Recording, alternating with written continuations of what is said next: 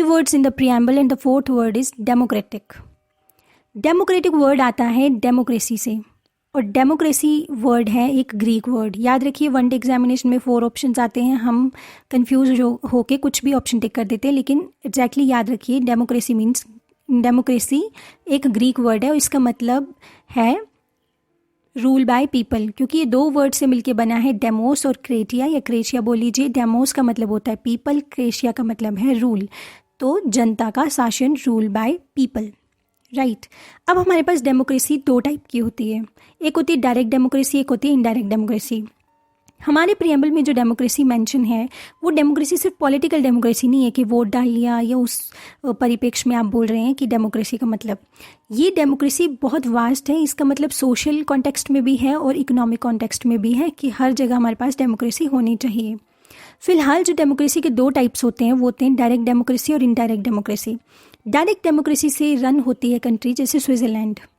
हमारे पास जो डेमोक्रेसी है वो इनडायरेक्ट डेमोक्रेसी है, क्योंकि हम अपने रिप्रेजेंटेटिव्स को चूज़ करते हैं और वो रिप्रेजेंटेटिव्स हमारे बिहाफ में कानून बनाते हैं, उन कानून को इम्प्लीमेंट करते हैं और देश के लिए बड़े बड़े फैसले भी वही लोग लेते हैं. हम डायरेक्टली इन्वॉल्व नहीं होते हैं.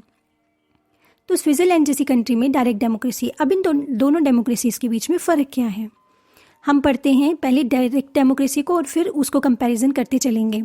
जो डायरेक्ट डेमोक्रेसी है उसके 4 डिवाइसेस होते हैं, 4 डिवाइसेस. वो कौन कौन से हैं? Referendum, initiative, recall and plebiscite. पहला डिवाइस है रेफरेंडम.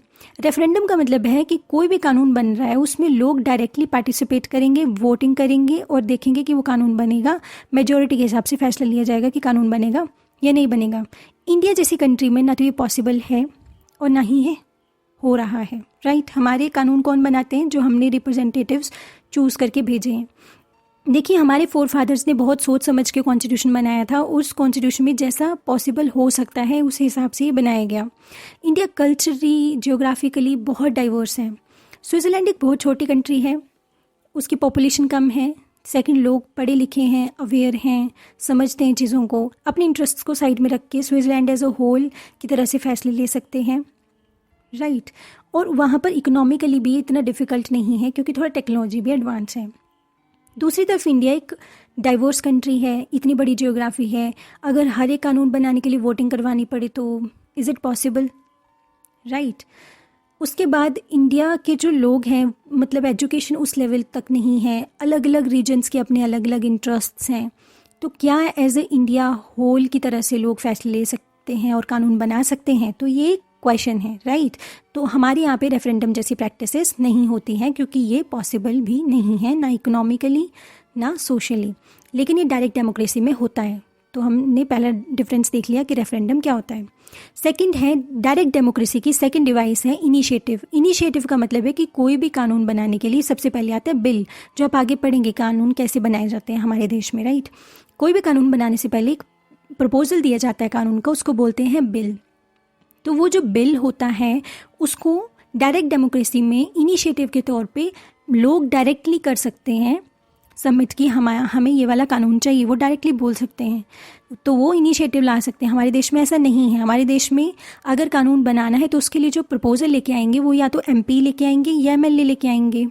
राइट. मिनिस्टर्स, मतलब सेंटर या स्टेट में रिस्पेक्टिवली. राइट. इसके बाद थर्ड ऑप्शन आता है रिकॉल का. डायरेक्ट डेमोक्रेसी जैसे स्विट्ज़रलैंड जैसी कंट्रीज़ में लोगों को अगर किसी मिनिस्टर का काम पसंद नहीं आ रहा है तो वो उसके टर्म को कंप्लीट करने से पहले ही उसको बोल सकते हैं कि हाँ जी, आपका काम हमें पसंद नहीं आ रहा, आप वापस आ जाओ, इस्तीफ़ा दे दो. राइट. अपनी ड्यूटीज़ को छोड़ दो.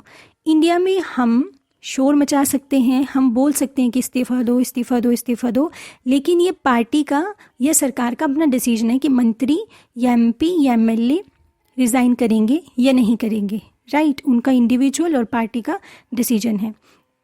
फोर्थ डिवाइस जो डायरेक्ट डेमोक्रेसी में आती है वो आती है प्लेबिसाइट. प्लेबिसाइट का मतलब है कि कोई भी पब्लिक इम्पॉर्टेंस का एक मेजर इशू है, उस इशू को पब्लिक ही वोटिंग से, मेजॉरिटी से हल करेगी कि ये होना चाहिए या नहीं होना चाहिए. जैसे कुछ बजट में एडिशन करना है या कोई एरिया का इशू है तो लोगों से पूछेंगे. इंडिया में ऐसा नहीं होता है, या इनडायरेक्ट डेमोक्रेसी में ऐसा नहीं होता है. पॉपुलेशन भी बड़ी होती है और रीजन के अपने अपने इंटरेस्ट्स भी होते हैं। तो इंडिया में ऐसा हार्डली एक आध दो बार देखा गया होगा, राइट।